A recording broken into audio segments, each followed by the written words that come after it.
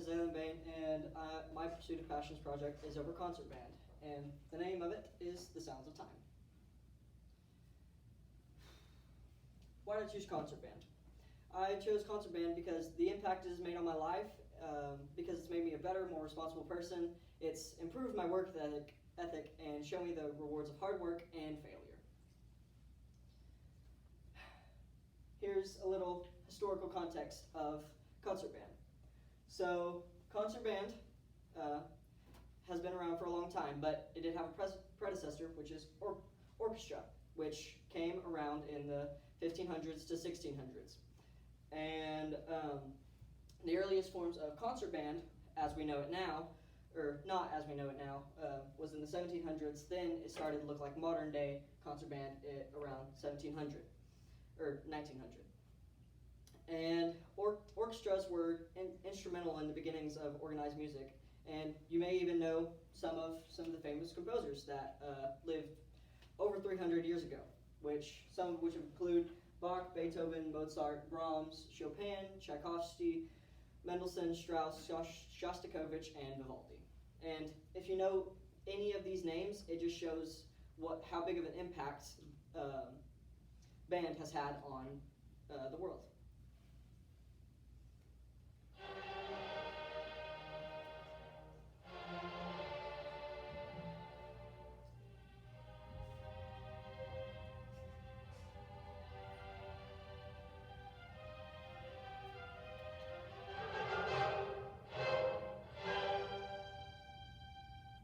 That was one of Bach's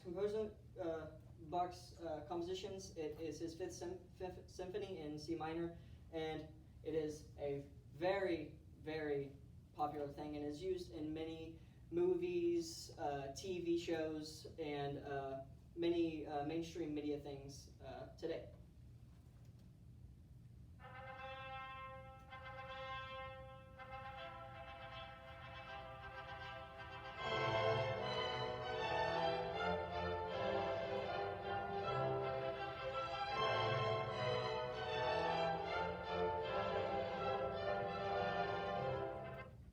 And that was Mendelssohn's Wedding March, and that is what's played at weddings, and that was probably around 200-ish years ago.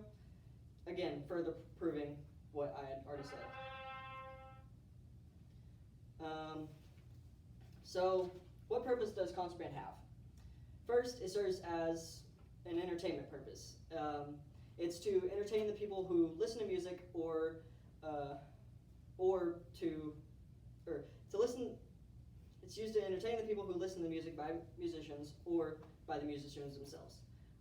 It also serves as a medium for a plethora of things and is a way to express yourself. For some people, it is to honor their country and serve in the military. And for some, it's just an easy grade in high school.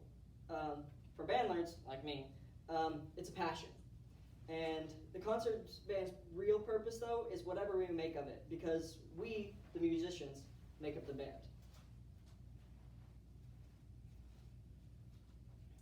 What would the world be like without concert band? Well, music on the radio, or like even as we know it, like the way it makes you happy or sad or anything in between, we probably wouldn't have that, or at least the way it is, because concert band and its predecessors defined what music is and what sounds good. They defined the chordal and tonal progressions that our brain has become wired to love. And I don't know what really our world would look like without band in general, but it would be different. And me and how I am as a person would be different. Why should other people, or why other people consider concert band something important? I don't think everyone considers concert band important, and that's okay. Not everyone has to like it, but there's people that work every day as musicians or anything surrounding that do consider it important, including myself. There's even people that just go and watch, like my parents or just people in the community that watch the performances or even watch online from home. And these people think that concert band is significant because it's band in general is like an invisible hand that tugs on your heart. It's this beautiful sound that serenades your ears, and if you're a musician, that gives you something to forever work towards and get better at.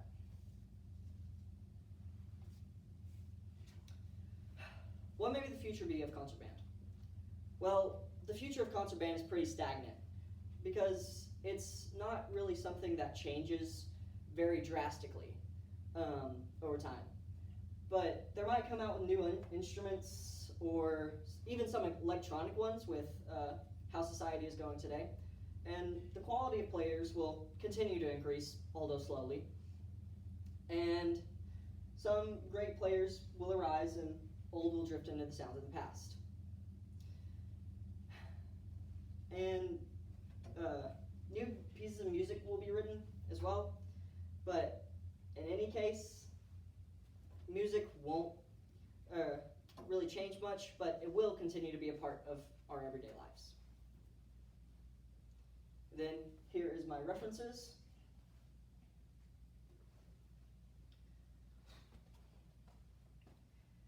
Okay, for non-band nerds, this is a little pun I made, kind of, and the notes reads B-A-A, and then I put an of in there because can't really write of in music notes. C-B, then I have an A flat at the end to resolve the chord. But what it stands for is background and arrangement of concert band. So what I've done here is an arrangement of a concert band, and we have 11 clarinets here, 11 flutes, 2 oboes, 2 bassoons, 2 bass clarinets, 2 tenor saxes, 3 bari saxes, 4 alto saxes, 9 trumpets, 6 trombones, and 2 tubas, and 2 euphoniums, and of course, the conductor. And here's a little background and arrangement of them. So the conductor. Conductors come in all shapes and sizes, as we know, because not everybody's the same. And they started appearing in the early 19th century. They unify and support the performers. They set the tempo, shape the sound of the band, and control the interpretation and pacing of the music.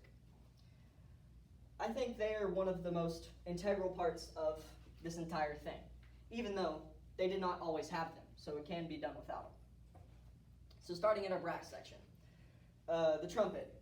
The trumpet, its physical description is it is a cylindrical tube shaped in a primarily oblong loop that flares into a bell. That's this one over here. And its predecessors can be traced back to the 1500 BC in Egypt, which a really long time ago. But really modern day trumpets, not like the really long ones with no valves, those were created in 1818 by Heinrich Stossel and Friedrich Blum. And it was added to the orchestral and concert bands in around the 19th century. They lead the brass section and most often play the melody, but they also support the harmony at some points.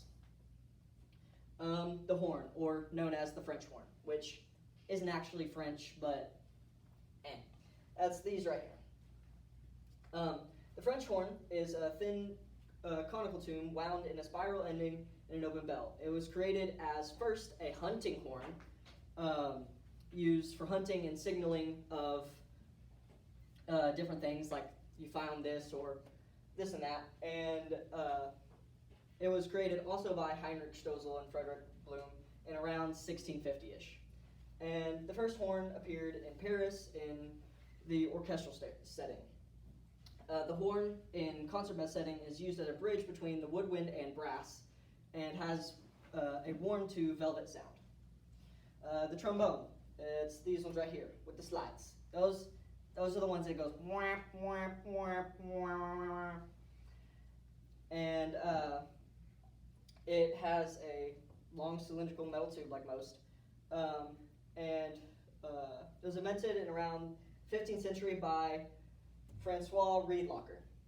And it first appeared in This Man's Symphony, I don't know how to say his name, in 1807. And they're used to balance the high sounds of the trumpets, and it's a bridge between the bass portions and the soprano portions of the brass section. The baritones or euphoniums. Baritones, euphoniums, they're pretty similar. They have a little bit different makeup, and euphoniums have an extra valve. but that's these right here. Some have baritone, some have euphonium, some have either. That's why I combined them. And it's a long curved cylindrical metal tube, and it was invented in 1719 by Adolph Sax, which is actually the creator of the saxophones. And it supports with its strong tenor bass harmony instrument. The tuba, the big one.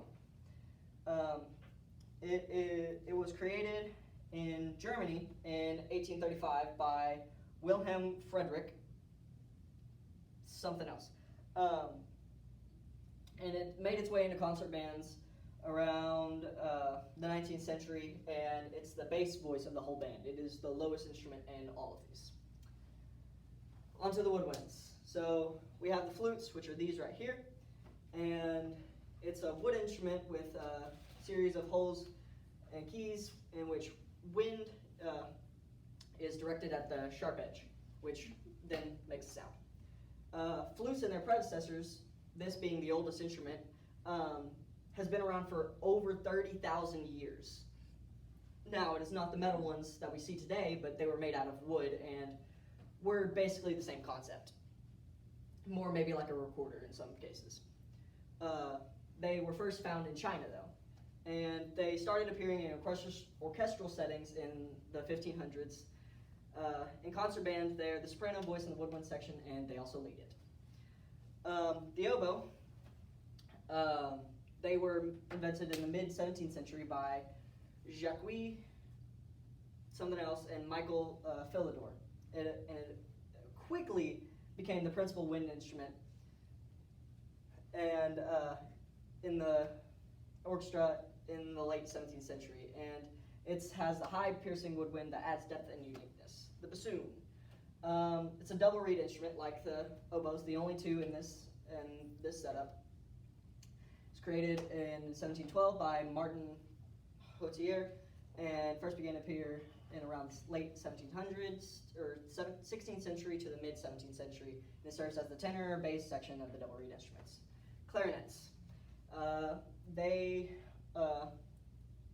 first were made of, I think it's like chamois or something. They were first created then and were around 1619 when they were created, but then the actual clarinet that we see today was made in 1758, and that's also when it appeared in the first orchestra. And it's used to balance the high voices of the flutes, which are very high, and it adds mid voices of the woodwind section, having a very wide range. Bass clarinets. They are the bass version of the clarinets, as it says.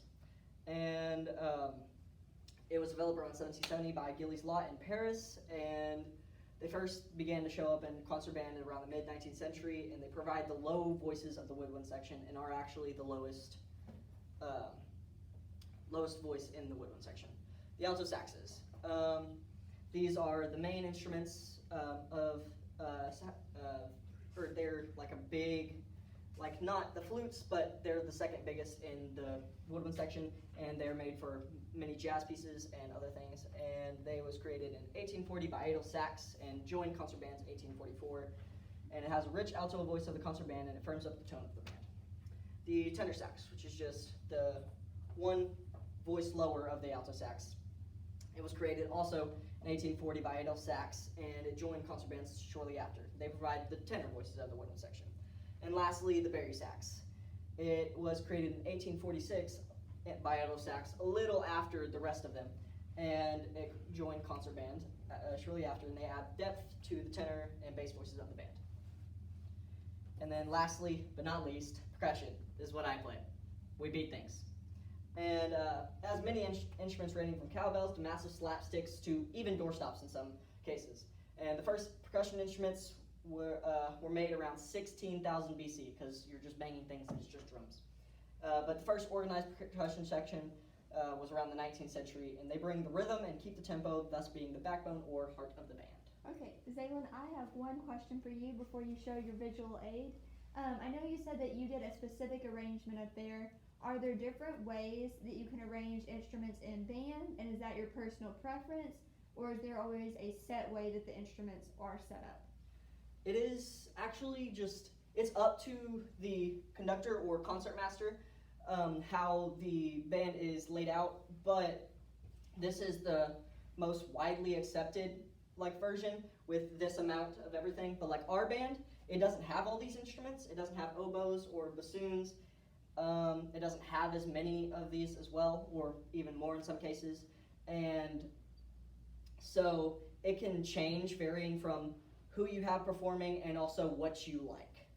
Also, I forgot to put this in here, but percussion is just back here somewhere. It's just behind all this. Okay, thank you. And then, are you going to share your song with us now? Yes. This is a piece I arranged. It was originally a church hymn, and I composed it, or composed/arranged this for our band, and we conducted it in front of our band and recorded it.